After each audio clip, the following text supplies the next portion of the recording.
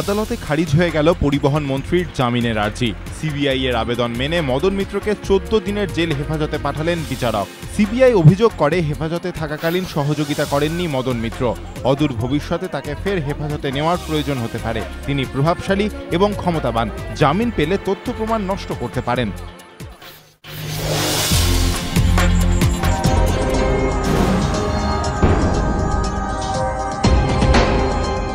অন্তত প্রকাশ্যে এনার উপর কোনো রাগ দেখালেন না উনি। সারদা নিয়ে বহুমুখী চাপের মুখে তাঁর দিল্লি সফর যে আদতে বন্ধুত্ব বার্তা তা আরও একবার প্রমাণিত হল। জাতীয় স্তরের কোনো মুরব্বীকেই তিনি যে অন্তত এই যাত্রায় চটাবেন না তা পরিষ্কার।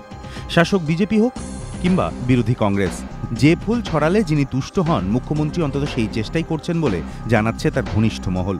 চেষ্টা এতটাই যে বাবুল সুপ্রিয় যখন সংসদ ভবনে নিজের গানের অনুষ্ঠানের নেমন্তন্ন করলেন, মুখ্যমন্ত্রী তাতে এতটাই গদগদ হয়ে পড়লেন যে বাবুলের ফাংশন দেখতে অনুমতিও দিলেন সাংসদদের।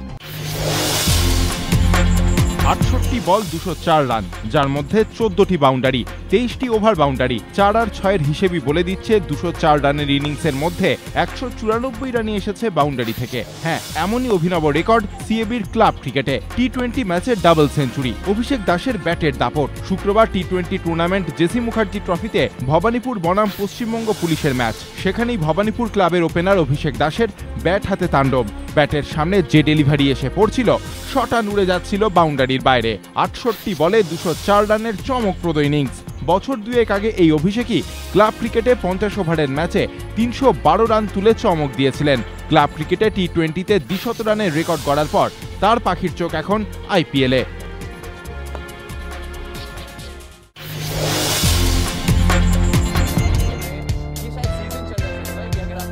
গাবায় তৃতীয় দিন প্রাথমিক বিপর্যয় কাটিয়ে ম্যাচে ফিরল ব্যাগি গ্রিন নয়া ক্যাপ্টেনের হাত ধরে স্টিভ স্মিথ।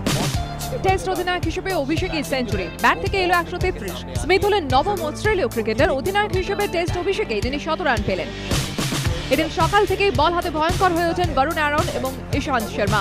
ভারতীয় বোলারদের দাপটে 247 রানে 6 উইকেট হারিয়ে তখন ঢুকছে ক্যাঙ্গারুরা। ক্রিজে ব্যাট হাতে মিশেল জনসন, বল হাতে ত্রাস, সেটা সবাই জানেন। কিন্তু ব্যাট হাতেও তিনি যে এতটা ভয়ঙ্কর তা চোখে আঙুল দিয়ে দেখিয়ে দিল শুক্রবারের 88। আরেক টেল এন্ডার মিশেল স্টার্কের ব্যাট থেকে এলো কার্যকরী 52। স্মিথ আর টেল এন্ডারদের সৌজন্যে 97 রানের লিড নিয়ে ইনিংস শেষ করে অজিরা।